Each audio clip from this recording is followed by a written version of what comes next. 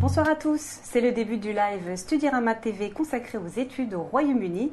Vous avez été nombreux à nous poser vos questions sur studirama.com et pour cause, le Royaume-Uni est l'une des destinations préférées des étudiants. Et pour répondre à toutes vos questions, notre invitée de ce soir est Sally Goodman. Bonsoir Sally. Bonsoir Aziza. Alors, vous êtes directrice des programmes éducation et société au British Council. Tout à fait. Alors, pourriez nous présenter en quelques mots le British Council ? Oui, le British Council est l'agence culturelle britannique. On est présent dans 110 pays dans le monde et on a une activité principalement dans les arts, l'éducation et bien sûr l'enseignement de l'anglais. D'accord. Donc vous vous intéressez beaucoup aux étudiants, vous les aidez un petit peu sur place aussi, j'imagine ? Tout à fait. On travaille en France, par exemple, dès le primaire jusqu'à les études supérieures. D'accord. Alors pourquoi est-ce qu'il faut partir étudier au Royaume-Uni ? Quels sont les avantages ? Il faut dire que le Royaume-Uni, c'est le pays de l'anglais. C'est une première réponse très importante pour beaucoup d'étudiants qui veulent étudier là-bas. Je dirais l'autre grande réponse, c'est la flexibilité dans les études. On peut vraiment faire une multitude de choix d'études. Et puis, les universités et d'autres établissements de l'enseignement supérieur sont très, très variés. D'accord. Alors, le Royaume-Uni, j'ai l'impression que les étudiants confondent un peu. Alors, ça consiste en quoi, le Royaume-Uni ? C'est pas que l'Angleterre, non, c'est pas que l'Angleterre, absolument. Il y a 4 nations, le Royaume-Uni. Oui. Il y a bien sûr l'Angleterre, il y a l'Écosse, il y a le Pays de Galles et l'Irlande du Nord. Donc, c'est les 4 nations du Royaume-Uni. Donc, c'est important quand même de le préciser. C'est très important. Donc, on va parler un petit peu de toutes ces régions dans ce cas-là. Alors, on va enchaîner sur une première question. Ce soir, comme d'habitude, les étudiants ont été très très nombreux à poser leurs questions sur notre site internet et également sur le chat. Ils sont très très au rendez-vous. Alors, j'ai une première question de Mika, une question intéressante. J'ai 20 ans et je ne connais pas le Royaume-Uni. Quelle destination choisir entre l'Écosse, l'Angleterre et l'Irlande ? Je dirais question difficile. Oui, question difficile. Je dirais que c'est vraiment un choix personnel. On peut dans un même ville avoir différents choix. Il faut vraiment décider si on est plus campagne, si on aime la ville, si on veut être vraiment dans un environnement protégé d'un campus où tout est sur place, une petite ville universitaire en quelque sorte.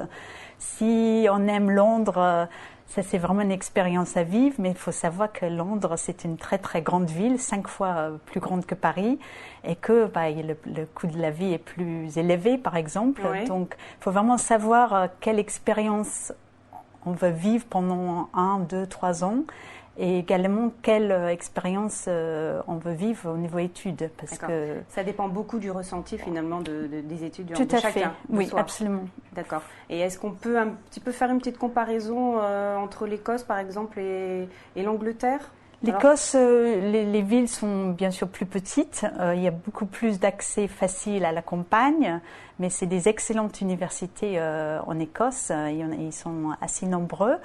Londres, comme je disais, voilà, c'est une expérience londonienne qui est un peu à part, une ville très très internationale. Donc après, c'est vraiment, il faut vraiment que chaque étudiant réfléchisse un petit peu sur ce qui est important pour lui dans sa vie et pas que dans les études. D'accord. Alors, autre question de Béa. Ai-je besoin d'un visa étudiant donc pour partir ? Si vous êtes de nationalité européenne, pas du tout. Il n'y a pas besoin de visa. Pour les étudiants étrangers en France, oui, là, vous aurez besoin d'un visa. Si vous restez au Royaume-Uni moins de 6 mois, vous pouvez avoir un visa étudiant. Par contre, si vous voulez rester plus de 6 mois et faire toutes vos études au Royaume-Uni, là, vous aurez besoin de ce qu'ils appellent un Tier 4 visa. Et donc, il faut faire un dossier auprès de UK Border Agency. Il faut s'y prendre bien en avance, j'insiste, parce qu'il y a plusieurs étapes à suivre. Justement, ça met beaucoup de temps, ça prend beaucoup de temps. Ça peut prendre pas mal de temps, oui. Donc, il faut vraiment s'y prendre le plus en avance possible. Et puis, il y a beaucoup d'informations disponibles sur le site UKBA, donc ukborderagency.com. D'accord. Alors, autre question de Peggy. Alors, Peggy demande, les études en Écosse, Pays de Galles et Irlande sont-elles les mêmes ?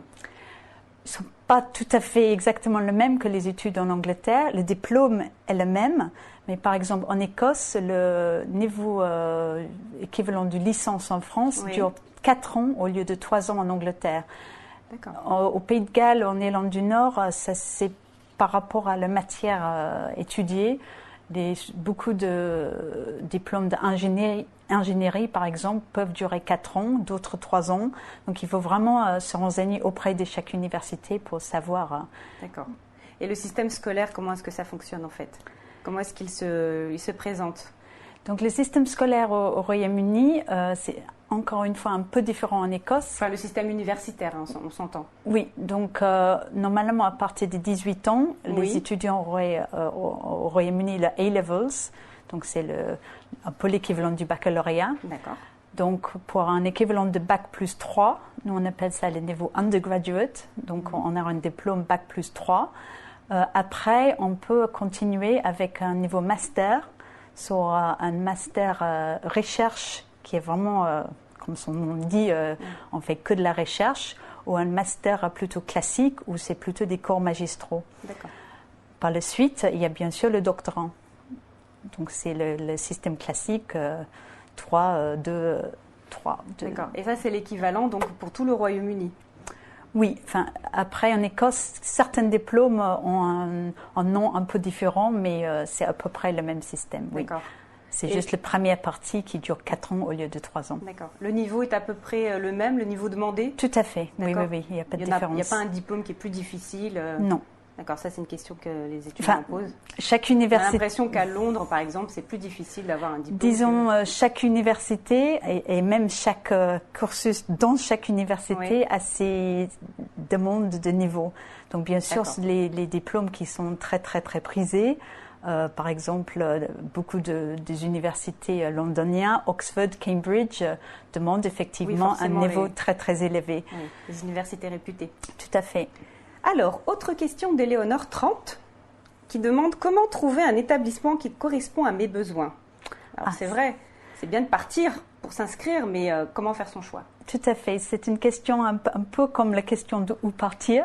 C'est vraiment ce que j'aime bien au Royaume-Uni, c'est la flexibilité des études. On peut vraiment combiner beaucoup de différents cursus. Par exemple, on peut faire chimie et espagnol, par exemple. Oui. On peut faire des joint diplomas, par exemple, qui sont deux matières qu'on peut étudier en même temps. Donc, il faut vraiment savoir... Une sorte de double compétence. Voilà, exactement. Bon, après, si on sait exactement ce qu'on peut faire, on veut faire que chimie, on peut faire que chimie, bien sûr. Donc, il y a plusieurs sites qui peuvent vous aider avec ce choix. Notre propre site qui s'appelle educationuk.fr peut vous aider un petit peu à vous aiguiller vers les diplômes suivant ce que vous avez envie d'étudier. L'autre chose qui est assez intéressante, surtout en Écosse par exemple, je viens de dire que le premier cycle licence dure 4 ans.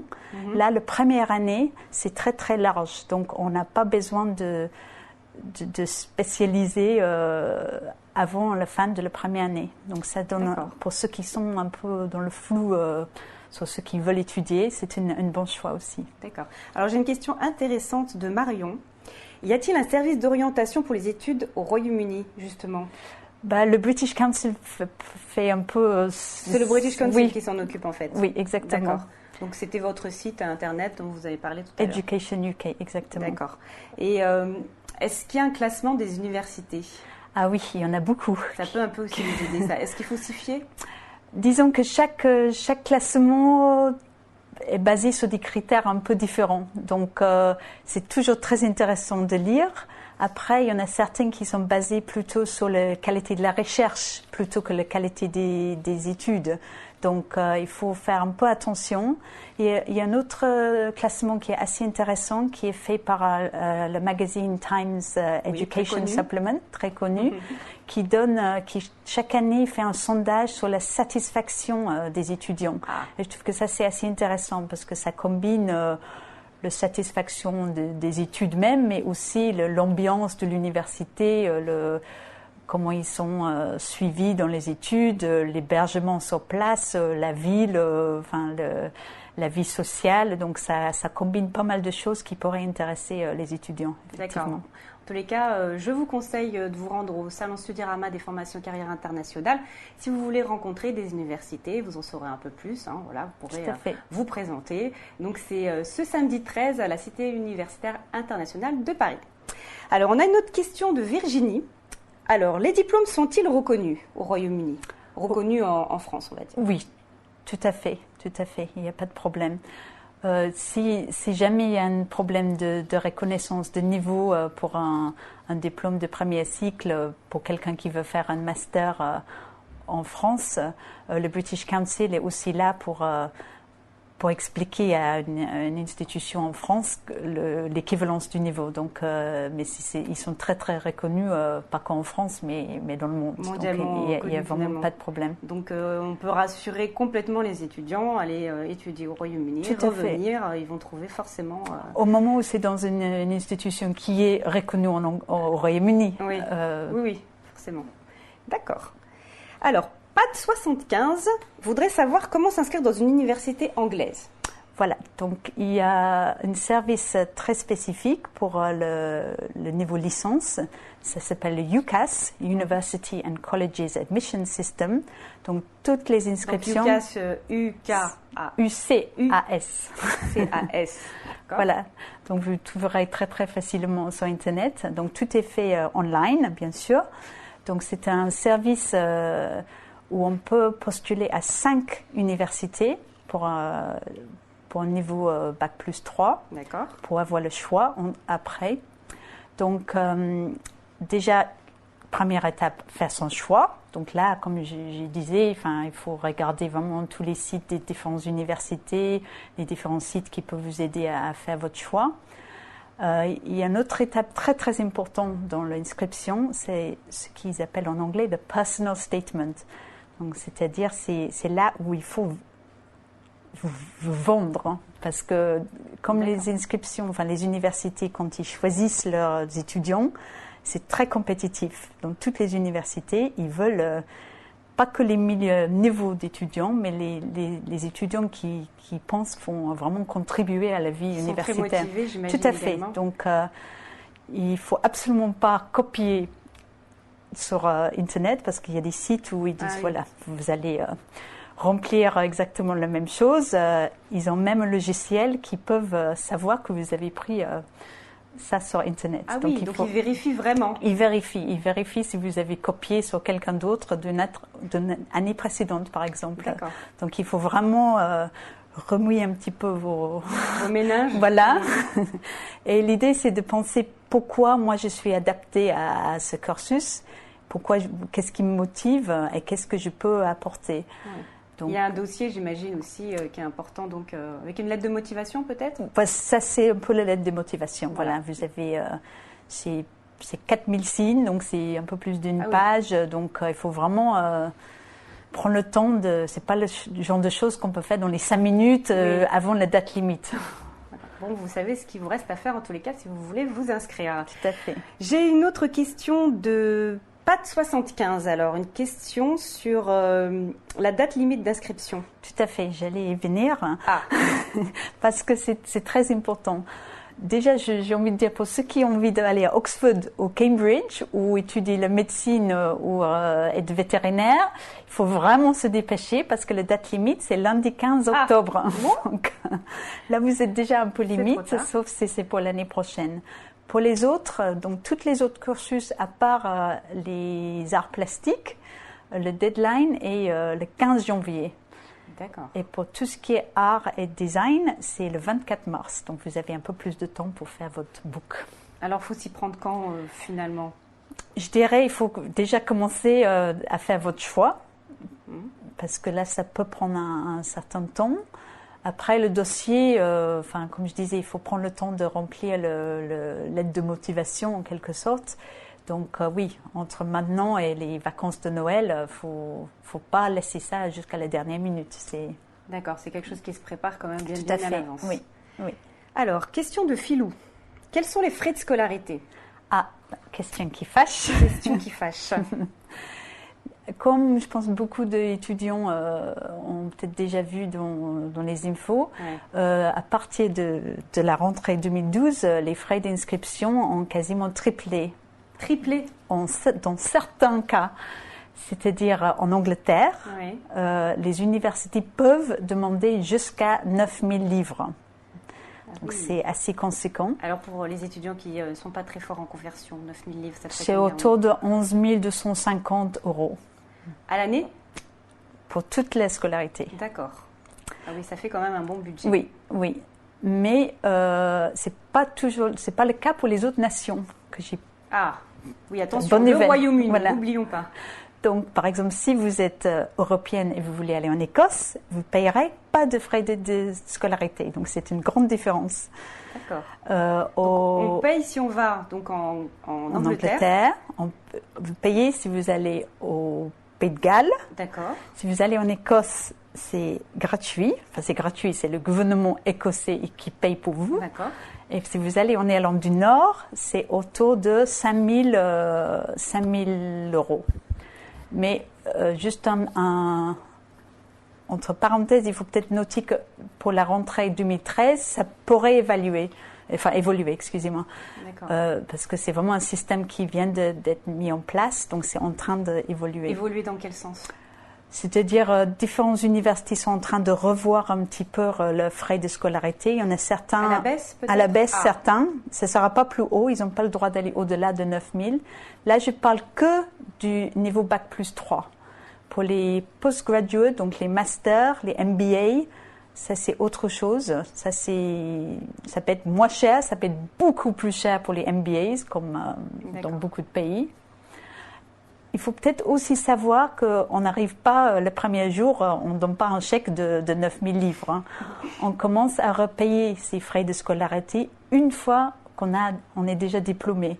Donc pendant toutes vos études, vous payez rien, sauf bien sûr les frais de logement, de manger, enfin ce genre de choses. Mais les frais. Donc il y a la possibilité d'économiser finalement. Exactement. Les frais de scolarité, on ne paye pas tout de suite. On commence à rembourser seulement si on atteint un niveau de salaire qui est au-delà en euros à peu près 26 000 €. Si vous n'arrivez pas à ce niveau, vous payez rien. Ah, donc ça veut dire en sortant de l'université, si je n'ai pas trouvé un travail qui me donne donc ce salaire-là, je peux ne pas payer les frais de scolarité, ils peuvent être différés finalement. Voilà. D'accord, bon, c'est bon à savoir alors. Tout à fait. Mais bon, vaut mieux peut-être pas non plus remettre ça à 10 ans, voilà. Disons que vous payez juste un petit pourcentage chaque année. Donc, vous ne remboursez pas tout de suite non plus. C'est remboursable sur plusieurs années. D'accord, c'est bon à savoir. Jérémy Star. Alors, Jérémy Star voudrait savoir comment faire pour payer ses études, justement. Étant donné que c'est assez cher, comment faire pour financer ses études? La bonne nouvelle, c'est qu'au Royaume-Uni, c'est assez simple si vous êtes européen, je précise, de trouver du travail. Si vous n'avez pas la nationalité européenne, c'est un peu plus délicat parce que pour ceux qui ont besoin d'un visa, il y a des différents. Enfin, on n'a pas toujours le droit de travailler beaucoup. Mais pour les Européens, vous pouvez très très facilement trouver un petit job, comme on dit, dans un restaurant, un bar, surtout si on est dans une grande ville. Après, peut-être pour ceux qui sont dans des campus, c'est-à-dire en pleine campagne, c'est forcément un peu plus difficile. Mais il faut être aussi un peu créatif, les cours de français, les cours de salsa, enfin... Oui, il faut un petit peu penser à ses loisirs. Oui. Et c'est difficile de trouver un travail autre que les petits jobs? Je sais qu'il y a des étudiants aussi qui voudraient trouver un travail dans le cadre de leurs études. Pour ceux qui veulent vraiment travailler en étudiant, la bonne chose à faire, c'est de faire un diplôme en alternance. Ça existe beaucoup au Royaume-Uni. Surtout, je dirais. Au courant en plus. Donc, il y a de l'alternance. Tout à fait. Surtout, je dirais, dans les études scientifiques, en ingénierie, en informatique, par exemple. Normalement, quand on veut faire de l'alternance, on rajoute une année à ces études. Et normalement, il y a un placement entre 6 mois et 10 mois. Payé, bien sûr. Donc, il faut aussi trouver son entreprise? Ça dépend. Souvent, il y a beaucoup d'accords avec des universités avec de l'industrie locale ou même nationale. Ça dépend vraiment, donc c'est un autre critère pour choisir son université, c'est de savoir si ça vous intéresse, quels accords ils ont avec des entreprises pour les stages ou les placements. D'accord, donc l'université peut aussi vous aider à trouver entreprise au final. Très souvent, oui. D'accord.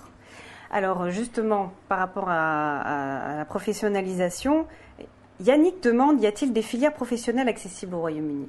Tout à fait.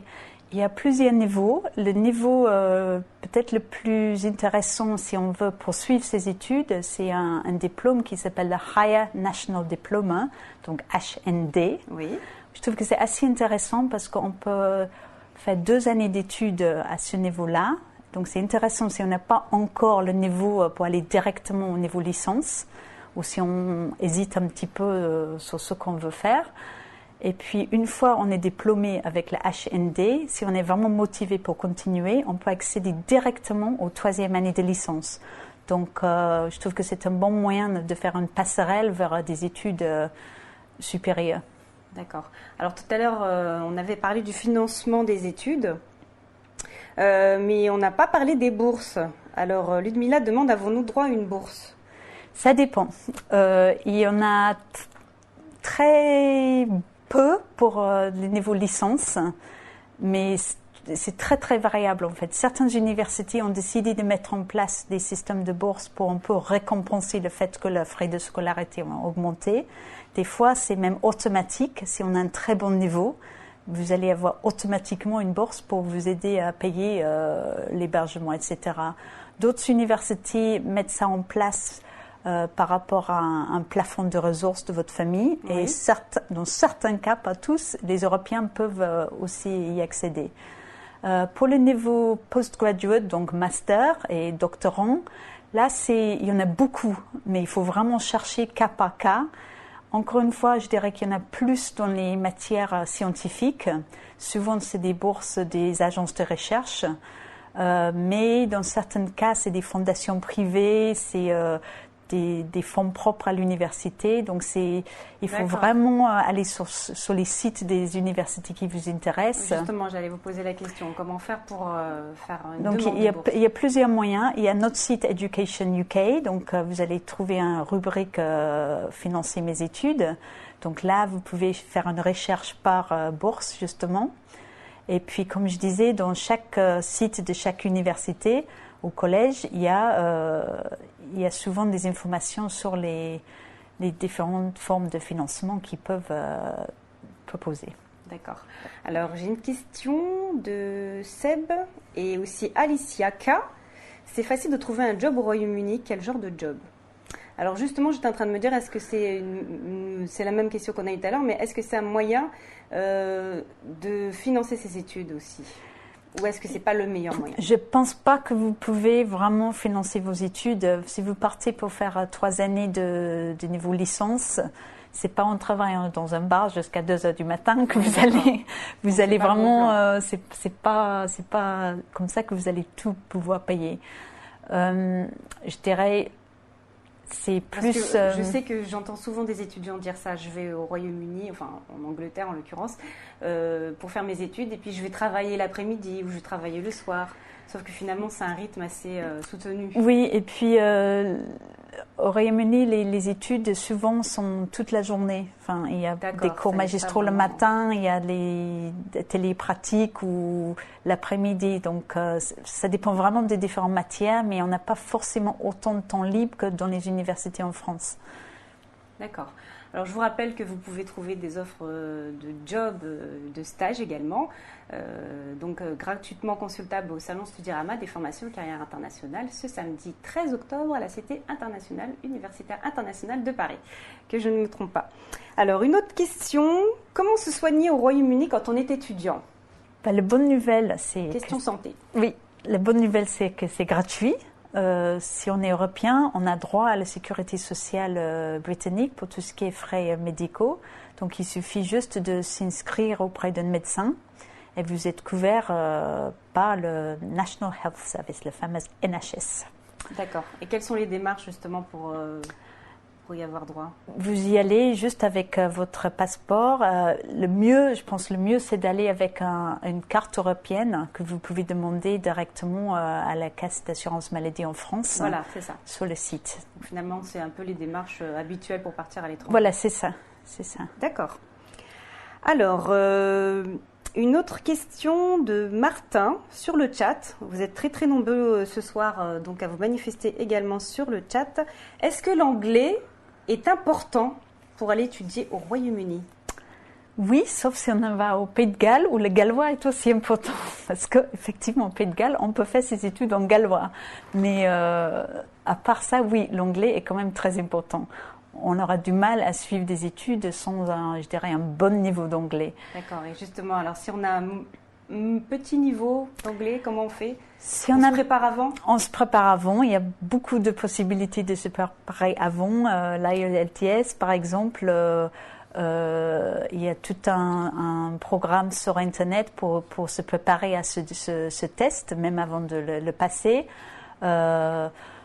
Si on pense qu'on n'est pas vraiment prêt tout de suite, un séjour linguistique au Royaume-Uni l'année avant, par exemple, pour tester un petit peu, pourquoi pas.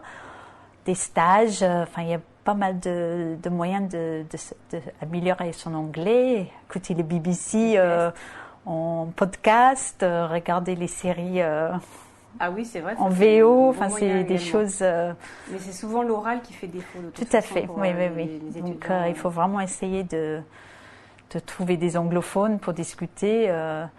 Mais pour être accepté dans une université britannique, ils vont demander un niveau d'anglais assez élevé. Ils demandent même les tests, justement. Ils demandent les tests, oui. Alors, pouvez-vous nous les rappeler et nous en dire un peu plus? Les deux principaux dans les IELTS.